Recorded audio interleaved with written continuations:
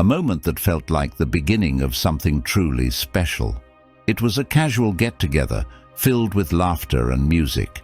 I couldn't help but notice her from across the room. Her beauty was impossible to ignore. She was the kind of woman who could captivate anyone with a simple smile. The night was in full swing, and I knew I had to find a way to get to know her better. Luckily, our mutual friend was more than happy to help. She was a fantastic wing woman, and I asked her if she could introduce us. She agreed and guided me towards her. My heart raced as we approached, and I stumbled over my words, but she was gracious and warm, making it easy for me to strike up a conversation. Our initial conversation was filled with light-hearted topics, ranging from our favorite movies to our travel experiences. She had a radiant personality, and it didn't take long for us to find ourselves immersed in deep discussions about our dreams, fears, and life's greatest adventures. I was entranced by her intelligence, and her sense of humor was a perfect match for mine. As the night went on, we exchanged contact information, and I couldn't help but send her a text as soon as I left the party. The messages quickly grew more intimate, revealing our shared desires and aspirations. We were already deeply infatuated with each other, but there was a moment of reckoning when she told me about her recent loss.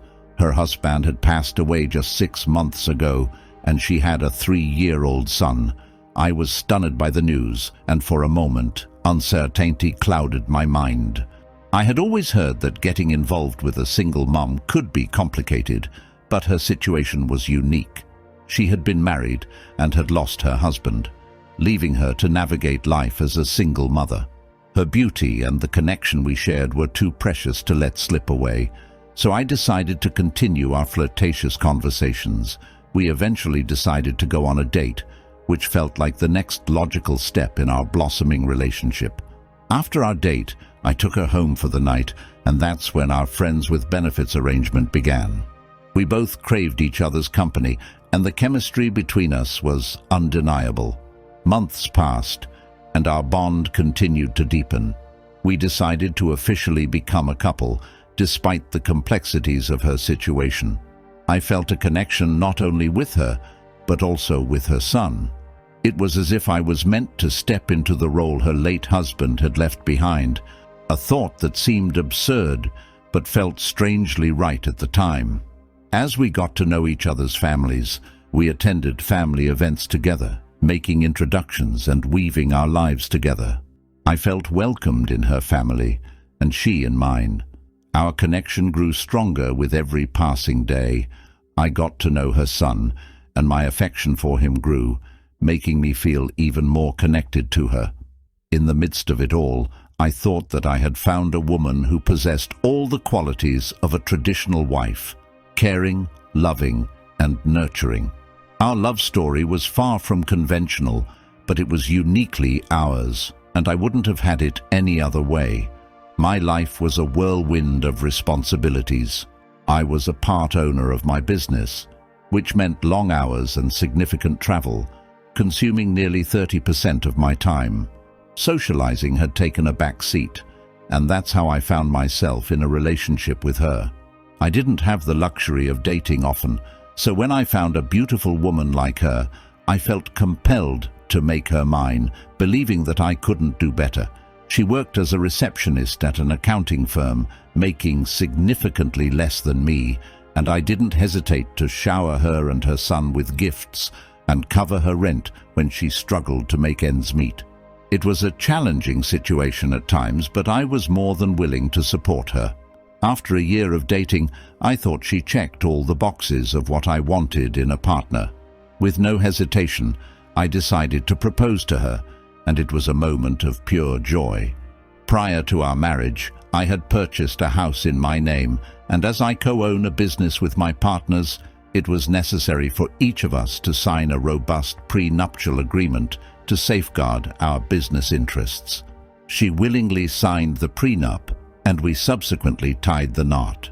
After our marriage, she expressed desire for me to adopt her son, and I willingly agreed to do so after 2 years of being married.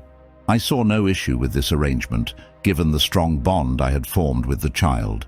Our wedding day was a dream come true, and I believed she was the woman I would spend the rest of my life with. But as soon as we said our vows and moved in together, something changed. It became evident that living together brought about a shift in her behavior. Perhaps it was easier for her to make excuses when she lived alone with her son, but now that she was under the same roof as me, the excuses no longer held up. Our once vibrant sex life began to wither, and it seemed I was having more intimacy when she wasn't living with me than when she was. The initial joy of our marriage had started to give way to doubt and uncertainty, leaving me in a state of confusion and concern about our future. She began exhibiting classic signs of what I now know is infidelity, and it became increasingly difficult to ignore. She would hide her phone, coming home late when she was supposed to be there, and not answering her phone when she was out. To make matters worse, she started leaving her son with me when she went out with her so-called friends, dumping the responsibility on me. I found her behavior highly unusual, especially so early in our marriage. It made me question whether this was the true color of the person I had married. Following our marriage, I believed that she would find contentment, now being with someone financially stable, a loving fatherly figure to her son, and a stable presence in her life. Despite my reservations, I chose to have a sincere conversation with her, in the hopes of helping her see reason. She acknowledged her shortcomings and made a promise to change, providing me with a glimmer of hope. In the following months, everything seemed to be improving, and I held on to the belief that we could overcome these challenges together. But one day, as I was supposed to drive 4 hours to see a client in another city, I received a notification that his flight had been delayed by a few hours. Seizing the opportunity to freshen up and grab some much-needed sleep before hitting the road, I rushed back home. When I arrived at my house, I opened the garage door and was greeted by the sight of my wife's car in the garage. My initial thought was that she must be sick, as she was supposed to be at work.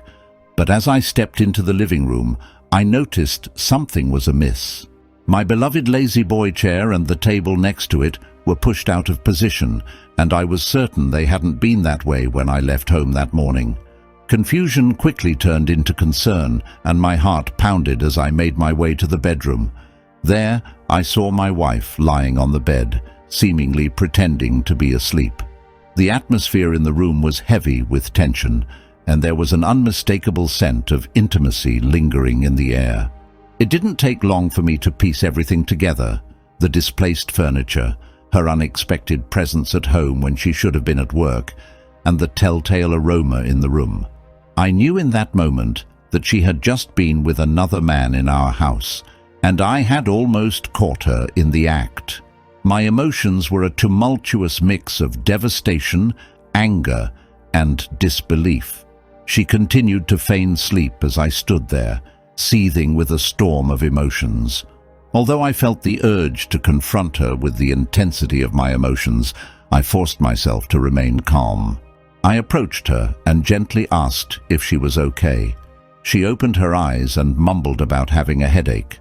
As I looked under the covers, I noticed that she had nothing on, a highly unusual occurrence for her, which further intensified my suspicions. Fearing that the other man might still be in the room, I began to scan my surroundings, though I was fairly certain he had made a hasty exit when I opened the garage door.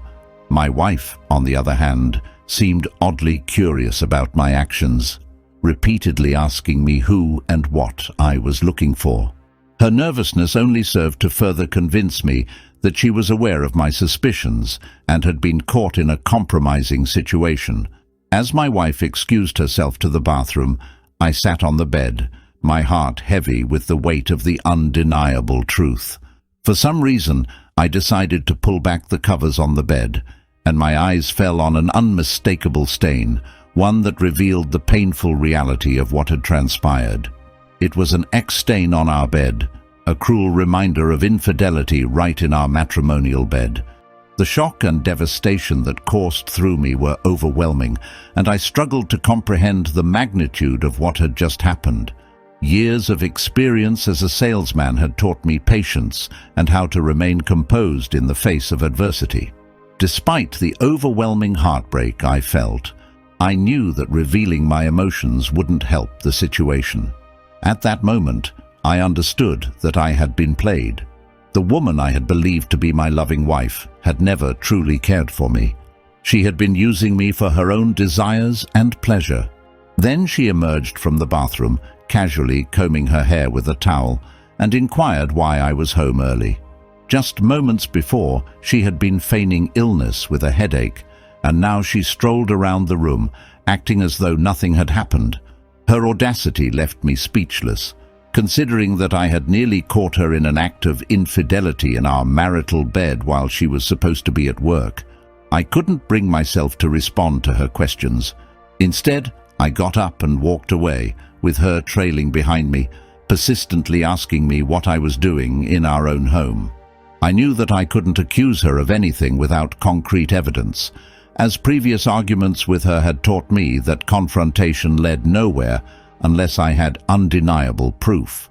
The enormity of the situation weighed on my shoulders as I grappled with the harsh reality that my marriage had unraveled in the most painful and unexpected way.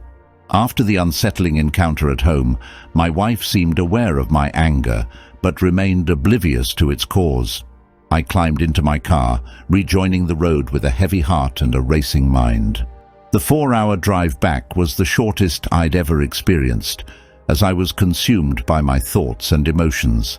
I decided that I needed to gain some clarity on my wife's actions, so I resolved to install a GPS tracker in her car to monitor her movements when I was at home and when I was away on business trips.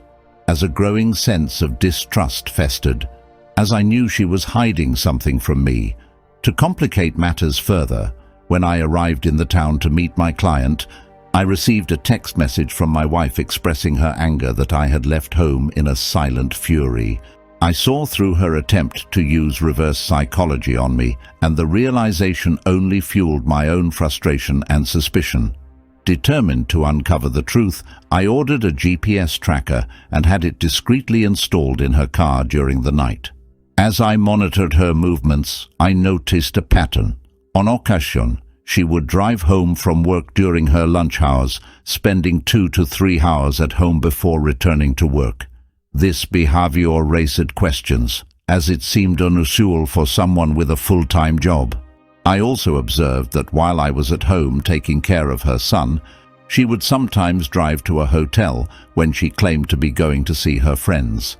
Each new piece of information added to the growing unease and left me feeling trapped in a web of deception and betrayal, uncertain of what the future held for our troubled marriage. In that moment, the weight of betrayal pressed down on me like an unbearable burden. I had been faithfully babysitting her son, caring for him as if he were my own, completely unaware of the painful truth that lay beneath the surface. The revelation that my wife was headed to the same hotel I had observed her frequent with her affair partner shattered the last remaining fragments of trust I had in her. My emotions were in turmoil, the sense of being deceived, the sinking feeling of abandonment, and the relentless shock that she had been carrying on an affair underneath my roof sent me spiraling into an unstable, emotional state. I couldn't believe how deep her deceit ran, how she had brought her affair partner into my home, into the life of the child I had grown attached to. On that fateful day, as she announced her plans to meet her friend at the same hotel, I felt an overwhelming need to confront her. With her son by my side, I set off to track her down. I had a rough estimate of when she would be back home, so I took her son with me to the hotel, positioned ourselves in the lobby, and waited anxiously for her and her affair partner to emerge. Though the thought crossed my mind that they might take an alternate exit through the back door of the hotel, I brushed it aside. I was consumed by a mixture of anger, hurt, and the need to confront the lies that had been festering. She had underestimated me and believed she could get away with her infidelity, even going so far as to bring her affair partner into our home. The The tension in the lobby seemed to stretch on for an eternity as I paced back and forth, carrying her son and awaiting their emergence. The moment I saw her and her affair partner walking out, the shock on their faces was palpable. Her expression was a mix of fear and disbelief, as if she had seen a ghost. Without thinking, I walked up to her affair partner, whom I now knew was her married boss, and handed him her son. It was a spontaneous decision, one I hadn't even thought through entirely. I knew of his marital status because they had posted work-related pictures on social media, and I had seen his family. I told him that her son was now his responsibility. Then I turned to her, my voice filled with anger and finality, and told her never to come back home. The shock on their faces intensified as they stood there, the boss still holding her son, frozen in disbelief. With that, I left the hotel lobby and headed to my car, leaving them behind in a state of stunned silence. Leaving the hotel parking lot without her son and his baby, sit still in my car, was one of the most challenging moments of that day. A part of me contemplated returning to give them the essentials, thinking that perhaps they didn't have anything for the child. But the determination to stand my ground and maintain the decisiveness of my actions won out. There was no turning back now. I was resolute in my decision. I proceeded to a home improvement store, Home Depot, where I purchased new locks. As I was driving, my phone rang, and I saw her number on the caller ID. She was crying and begging for a chance to explain and make amends. Part of me knew I shouldn't have answered, but I wanted her to feel the impact of my anger, so I decided to take the call. In that conversation, I let loose all the pent-up frustrations and resentment I had been harboring. I insulted her, berating her for the deception, for marrying me seemingly for financial stability, and for using me to care for her son while carrying on an affair with her boss. I held nothing back, letting her know the depths of my hurt and betrayal. She pleaded with me, emphasizing the boy's well-being and the fact that his belongings were still in our house. I retorted, cold and unyielding, telling her that she could come to pick up the boy's things. She expressed that she had nowhere to go, to which I replied, "I don't care." I gathered all the items I thought the boy might need and placed them at the front door, a silent testament to the end of our relationship. She arrived and knocked on the door, only to discover that I had indeed changed the locks, and she couldn't enter. I upheld my decision, and she realized that I wasn't playing games. In the end, I decided not to send her things to her boss's house, but instead I allowed her to come and pick up her belongings. The aftermath of the tumultuous events in my marriage brought about a whirlwind of change. While I hadn't intended to involve her boss's wife, a surge of anger and betrayal had led me to reach out on Facebook and divulge everything. In just 1 week, the consequences of her actions unfolded. She lost her job and found herself without a place to live, staying with a relative. The most challenging part of this entire ordeal was the effect it had on the boy, who was entirely innocent in this situation. I had grown to love him like a son, and I couldn't help but feel heartbroken that our relationship had been abruptly severed. Life is never easy, and I knew the emotional detachment would be a struggle for both of us. In the midst of the chaos, her boss's wife decided to work on her marriage. She was a stay-at-home mum with no financial support. My wayward wife's boss severed all contact with her. The divorce proceedings further highlighted her isolation in this difficult situation, and she faced the challenges of rebuilding her life independently. Thanks to the prenuptial agreement my business partners insisted on, I was able to walk away from the marriage without any financial entanglements, leaving behind a past that was tainted by betrayal and deceit. The entire experience was transformative, changing my outlook on life and relationships. I had once imagined a future filled with marriage and children, but now I was learning to adapt to life as it came, carrying with me the lessons and scars of the past.